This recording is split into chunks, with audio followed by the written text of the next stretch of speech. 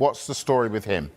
Yeah, look, this is a player that's been mentioned throughout January so far. And actually, it's interesting on Anthony because there's a player signed for a lot of money, hasn't necessarily worked out at his club. Same for Muani at PSG, signed for a deal worth around 90 million euros only a year and a half ago, and it hasn't necessarily worked. Struggled for game time under Luis Enrique.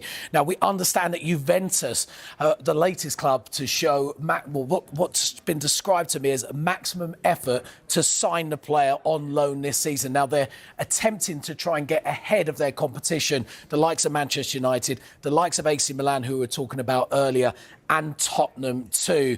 This is a player that's been absent from the matchday squad for PSG the last 3 games. It looks like his future is away from the club, whether this window or whether the summer. PSG are accepting that he's going to be departing the club at some point. But on Tottenham, they still remain interested in the player. A forward is a priority in the window for that club. Just on PSG, their stance on Muani is they prefer a permanent deal or at the very least a loan with an obligation. Now, if we talked about Manchester United making inquiries, rather like when they want to sell a player, it will be like, let's try and do a loan and then reassess in the summer.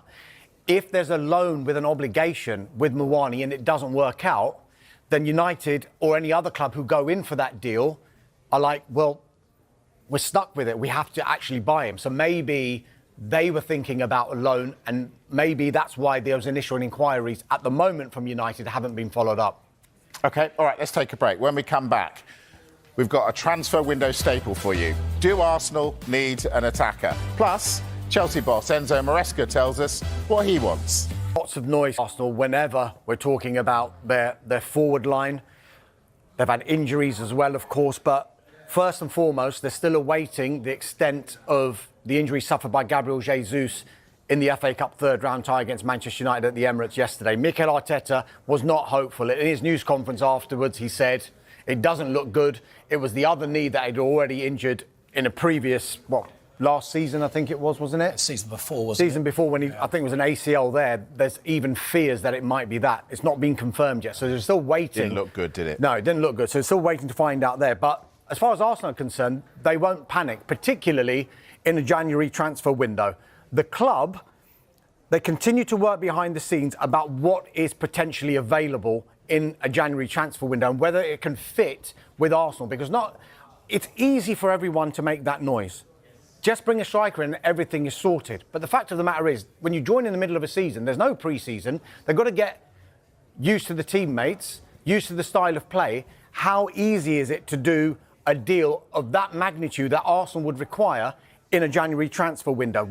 I've been telling you since the start of this window that January was always going to be a reactive window for Arsenal. And yes, you could argue it's time to react because of the injuries that they've got. It's been time and time and time again, Arsenal fans are saying. What Mikel Arteta will do, though, and he's maintained this, is that he will look within first, within the squad. What is available to his squad? Raheem Sterling has just come back from injury, and he can play along the front three. Ethan Nwaneri, he's injured at the moment, but he is going to come back sooner rather than later. Admittedly, Bukayo Saka and potentially Gabriel Jesus are slightly more longer term. But Arsenal are a big club. So let's take a step back here. It's not like they're just sitting there in a January transfer window and not talking about this. They will have targets. Both, they'll have looked at a short-term option, they've looked at a long-term option as well. If it is to be a long-term target, which would probably require a bit of money to be spent, then it's likely that that player they would look at as coming straight into the team and strengthening the team, or at least providing great competition to those players that are there already. If it's to be a short-term option, then you would think that they would want to have someone come in to improve the squad, so that if there is an injury to the front three that they've got at the moment, that gap in quality between who comes in at the moment and the new recruit is going to be closed. Arsenal are definitely looking. Make no mistake about it, but it is easier said than done. Do you know what, Damo? There's so much to talk about Arsenal. Let's get into more of this at 7 o'clock. Arsenal fans, tune in. We're going to dig deep with Arsenal and see what can and cannot be done. All right, let's talk Aston Villa, James. What are they up to? Yeah, let's move on from Arsenal because, yes, we could be here all night, I think, talking about them. Aston Villa, a deal agreed for this man right here, Donyell Malen, 25-year-old forward from Borussia Dortmund, deal worth around £20 million. This is a player that's played appearances about 14 in the Bundesliga this season, 5 goals this season, including goals in the Champions League. Comes in to offer more competition, I think, with Aston Villa competing in Europe as well as in the league, as well as cup competitions, a lot of games. It's an opportunity for them to strengthen their squad in this window. It seems like a very good signing to do that and to create competition for places for those already there as well. And there could be one out at Aston Villa as well. It's the one we've been talking about in the last week, but it still hasn't gone through. That's Jadon Philogene. Ipswich still remain hopeful of getting that deal over the line from Aston Villa. Still some details, I'm told, to be ironed out. As far as the rest of the deal is concerned, he's passed his medical. He's agreed terms on a 4.5-year contract, and the fee is in the region of around £20 million plus, including performance-related add-ons. It hasn't been done yet. We were expecting it to be fully done and dusted last week. It's slightly been delayed, but Ipswich still remain hopeful that he will become an Ipswich player. Darmish, you were saying that it's not really a domino effect, is it? Because Marlon will be expected to play game time, actually be given game time, whereas Philogene hasn't had hardly any game time this season. I mean, I think the talk of Philogene potentially leaving was already out there even before Aston Villa were thinking about trying to bring in someone like Donyell Malen. Of course, squad size, you could argue, yes, that, you know, one could follow the other, but because he hasn't played that much anyway, and Ipswich had agreed that deal last summer, only for Villa to trigger a matching clause, that it's a long-standing opportunity, but still not done yet. Sure, OK. Normally, we talk about Chelsea, about them buying players, don't we? But the focus seems to be on outgoings this time, and Renato Vega reportedly on their way out. Here's what Enzo Maresca had to say. Chilwell is top fullback, probably doing that kind of job up and down, and give him the opportunity in the past to win titles, to be with the international team. But I struggle to see Ben doing different kind of things. At the moment, I'm not aware that there is an agreement for Renato. The only thing I can say is that yesterday he was here with us working, today he will be here with us. So that means that at the moment it's our player, and then we see if something happens. I presume he also wants to play regularly as well, does he? Yeah, but I said many times I also want the long hair. But we have more than 20 players, 25 players, and they all want to play, but it's not possible. Darmish, why would he want long hair? Don't get it. James, Maresca says he's not aware of any talks. Is that your understanding? You beat me to it. I was going to make that. Yeah, right, yeah. Move on. Damn, we'll move on. Yes, you're lucky. It's our understanding that Borussia Dortmund have opened talks with Chelsea over a potential loan deal for the 21-year-old defender. Now, this has been reported by Sky Germany. Now, we understand Vega is said to have agreed in principle to the idea of moving to Borussia Dortmund. Now, as we heard from Enzo Maresca, he doesn't know anything at this stage. He did actually say a little bit more and elaborate that this is a player that they've helped develop. They want to push him to playing for his national team too. So one to watch in this window. Real quick, Darmish, West Ham, loads of strikers injured. Are they going to do any business? I think the need for a striker is probably quite high now. Nicholas Füllkrug, the latest striker to be out, looks like it's going to be long-term. We'll talk more about it in the 7, but Evan Ferguson could be a name to look out for. Ooh. Graham Potter gave Ferguson his debut at Brighton. Did. Absolutely did. All right, as Dharma says... What Villa fans, Donyell Malen, we are hearing is going to be through the door. Now, let's get to developments involving Marcus Rashford. AC Milan are expected to formally approach Manchester United over the signing of the forward. So far, Flex, it has all just been hearsay, really, and an interest, but now we're hearing there might be a formal approach.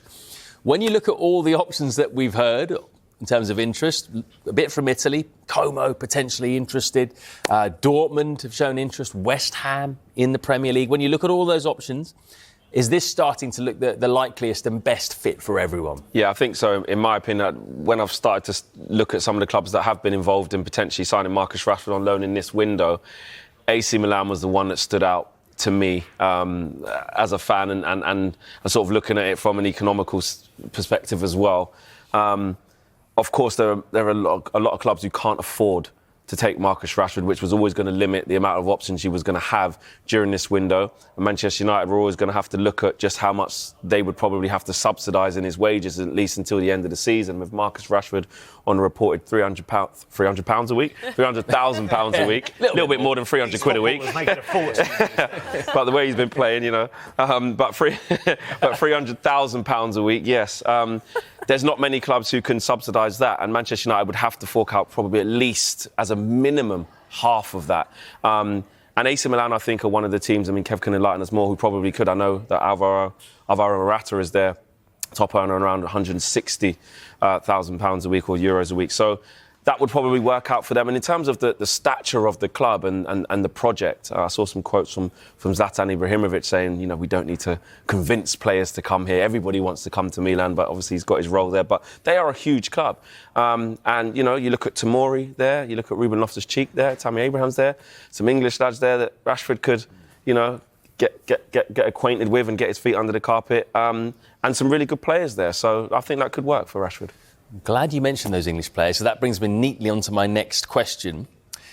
Just explain to us the EU rules concerning non-EU players and how they affect Italian sides in particular. So this is to do with the FIGC, which is basically the Italian league authority, and this is good old Brexit affecting things, because obviously English players are no longer EU players, so they now come under that category.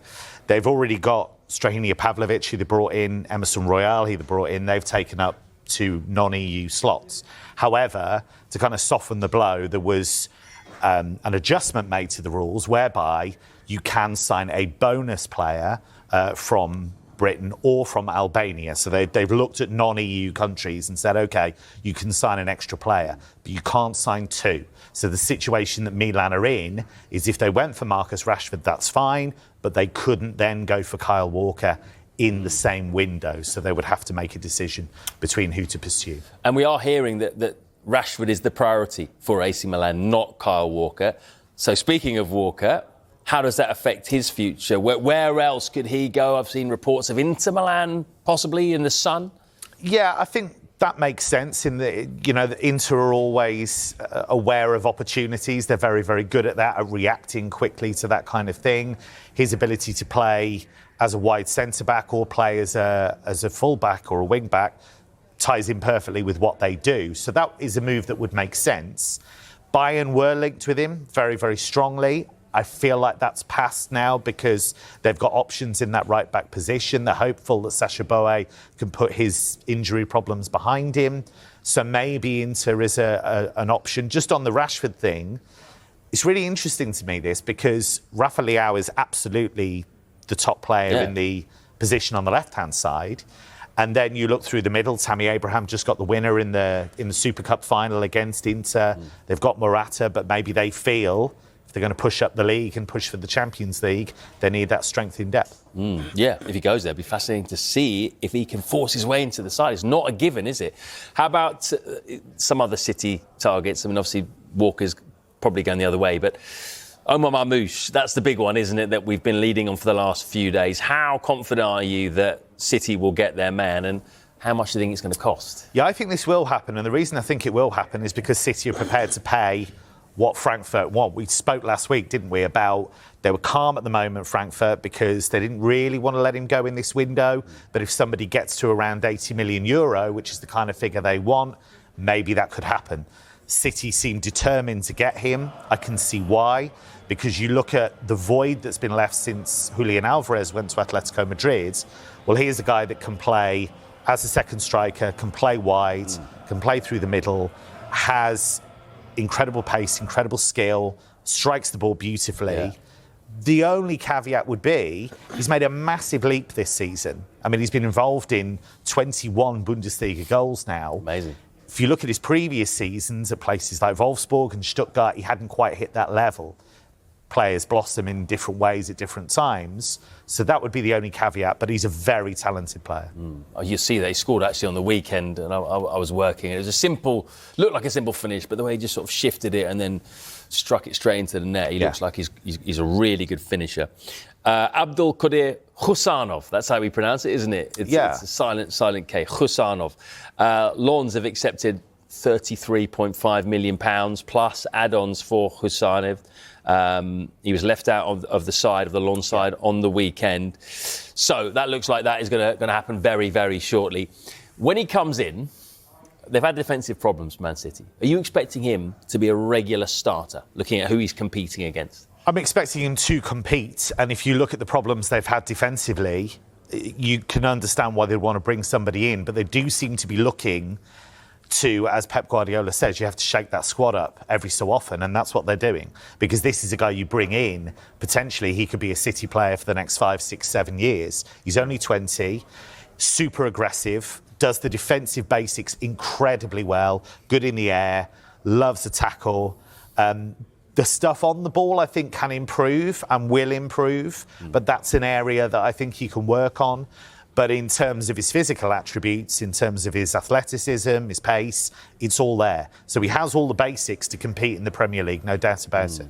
All right, Man City transfer talk in a moment. We're going to get Kevin's ones to watch in Europe who could be on the move. We've got some big players in there, but we're going to just tie up a few loose ends with Manchester United first, guys. And Anthony Flex, we are hearing that Real, Betis and Olympiacos now have made inquiries. If Manchester United can make a sell, is this one they'd want to make fairly quickly, because he's a player that they can get a decent fee for, and then that, of course, gives them more options in terms of bringing people in for Amorim? Yeah, I think ideally that would absolutely be a good solution for Manchester United and Anthony, as that move just... To put it quite frankly, just really hasn't worked. He has no confidence at the moment. He's not getting any game time from Ruben Amorim, and even being brought in by Erik ten Hag, and Erik ten Hag stuck by him for a very long time. He ended up losing his place even under Erik ten Hag, so he's had a really, really tough time at Manchester United. And again, we keep finding Manchester United in positions whereby they have players on huge sums of money. Anthony reportedly on, in excess of £200,000 a week. Again, in Europe, in January, it's very, very difficult to secure permanent moves, or again, without Manchester United subsidising a large part of that. But I think Ruben Amorim has made it clear that Anthony's probably not going to be in his immediate plans. And I think if the right offer comes in for Anthony that suits both the player and the club, I'm almost certain that Manchester United would accept it. Yeah, we heard about the Olympiacos interest a few days ago, actually. But what about Real Betis? Why do they want Anthony? Well, I'd be surprised if they could do anything permanent. I think it would probably have to be a loan and probably, as Flex suggests, probably subsidised to some extent. But they're not scoring enough goals for a start. And I think there is a vacancy on the right-hand side of that team. Pablo Fornals, the former West Ham player, has played a lot of games in that position, hasn't maybe been as consistent as they'd have liked him to be. And I think he is the kind of dynamic player that can make a difference. I know people will laugh at that because they'll say he hasn't made an impact at all at Manchester United. But you take it back to the guy that didn't just play really well in the Eredivisie for Ajax, but also in the Champions League. I think that was the reason many people, including myself, thought this would work, because he'd done it at a higher level in the Champions League. So for Betis, if they could bring him in on loan, give them a boost, get a few more goals in, creative-wise, I think that would help. Manchester United are about to make a signing. We are hearing Diego Leon, 17-year-old left wing-back from Paraguay, plays for Cerro Porteño in Paraguay. He's having a medical today ahead of finalising a pre-contract agreement for the summer. That looks like that's one for the future, probably 2, 3, 4 years' time. But, Molly, do you expect that to not be the only left wing-back that Manchester United sign this January? I'd be amazed if it was. I mean, Ruben Amorim's style of play, that 3-4-3 setup, they need high-energy wing-backs, quite frankly. I think, both ends of the pitch. Diogo Dalot did a good job, in fairness, against Liverpool at Anfield, but I can't see him occupying that position on a full-time basis. Ahmad will return to right wing back on a longer-term basis as well. So I think creativity on the left is badly needed, and that's not going to be satisfied for Ruben Amorim in just one player. Yeah, there's possible interest in Nuno Mendes from PSG as well. So anything happens there, we will let you know. Right, in terms of players from Europe who could be on the move, Mr. Hatchard has picked out a few names for us. Let's go through them then. One of the biggest names, Kavica Kvaratskhelia. What an exciting player he is. The noises seem to be that he might be going to PSG. Is there a chance that he might end up at Liverpool, or another Premier League club could come in for him, do you think? I feel like PSG are in pole position. I feel like this is a deal they've wanted to do for a long time. They've been interested in him since he helped them win the Scudetto, when he was dubbed Kvaradona, when he had that incredible season with Napoli. And it's worth remembering that he came from Dinamo Batumi, and nobody expected him to have the kind of leap that he's had. He's been incredible. And even though they didn't have a great title defence, I actually thought he played quite well. But the issue is he hasn't improved his contract. They haven't perhaps rewarded him in the way that he expected. Aurelio De Laurentiis has been quite stubborn about that. And Antonio Conte has come out publicly and said he wants to go. I'm not going to stand in his way. And it gives Conte potentially the opportunity to reshape the squad in the way that he wants. So a very, very good player. I'll be interested to see how he does in Paris, because Bradley Barcola is on that left-hand side. So I think there'd be a rejig there. But I think he's the kind of signing that could give Paris a real push, I think. How about Randall Kolo Muani? It's a name that's popped up a few times already in this window.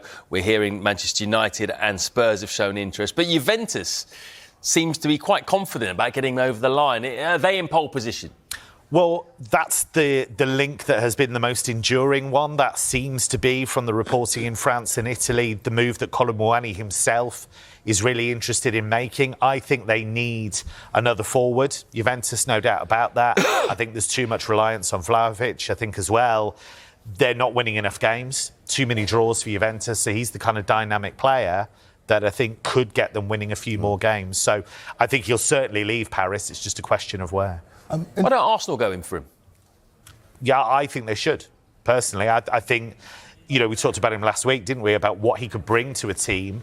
He could play through the middle, he could play wide, so he could play on that right-hand side in place of Saka. And I'm really surprised that Arsenal haven't even explored it, or at least we don't know that at this stage. Might done. Is that the question you were going to ask? I was just going to ask, in terms of Kolo Muani, we've heard a lot about him being multifaceted. He can play in multiple positions. For Arsenal, I think what they're crying out for is a definitive striker and a definitive player who can play on the left-hand side in terms of their strongest lineup. What is Kolo Muani's best position? Because we've seen him play in multiple positions, not just for France, but also for PSG. I think if you look at the way that he plays, there's a lot of movement across the line anyway. And I think even when he's played up front for Eintracht Frankfurt, for example, a lot of that was moving into wide areas as well. So he's not a focal point per se. You wouldn't just shove him up there and, you know, expect him to just kind of lead that line in that way. But I just think he's a top player. And I think at Paris it hasn't worked out. Luis Enrique doesn't fancy him. And so he needs a move. But I still believe the talent is absolutely there. What about Dani Olmo? Because it's kind of player, if he's available, you would think almost every big club in the world is going to try and get him. Is he definitely staying at Barcelona now? Is that all sorted out, or is there a glimmer of hope? Is the door slightly open? The door isn't open because, but it's one to keep an eye on. The reason it's one to keep an eye on. So, as we spoke last week, Barcelona was still trying to get his registration sorted. What has happened is they went to the courts and the court said no. They went to the Spanish no. So they think, who else can we go to? So they went to the Spanish government. They went to the top sports court in the Spanish government, and they said, we want to take it to you. It's like CAS, for example, but in Spain. They went to them and said, we don't think this is fair. We think we should have been allowed to register him. They have given Barcelona temporary dispensation to play both him and Pau Victor, who always gets forgotten, but he's in the same situation. So that meant that he could play in the Spanish Super Cup final, beat Real Madrid. But what it's done is kick the can down the road, because all it is it's a temporary dispensation until the case can be heard in full. Now, that could mean in a couple of months' time, say the start of April, when things really start moving with big competitions, the court could rule that he can't play anymore, and that his registration is null and void. So I think he still feels a debt to Barcelona. He wants to be a Barcelona player, but I think clubs will be keeping an eye on this because I think this is a row that will run and run and run. Barcelona, I mean, some of the things that they managed to get away with off the field is incredible, isn't it? So, yeah, Dani Olmo at the moment, that could be going their way. Right, there's some big Bayern Munich players who are out of contract in the summer. What's the latest on Alphonso Davies, Joshua Kimmich? Might they be available? So Kimmich is a really interesting one because he's been such a huge player for Bayern in the last few years. I think he was really upset by how things went under Thomas Tuchel. I think he felt sidelined. He played a lot of right back. Sometimes he didn't play at all. He's quite an emotional guy, Kimmich. He feels it all. And I think he felt really out of sorts under Tuchel. It's changed under Kompany. Kompany's come in, made him a really central figure in his plans. However, still out of contract in the summer, still hasn't signed a new deal.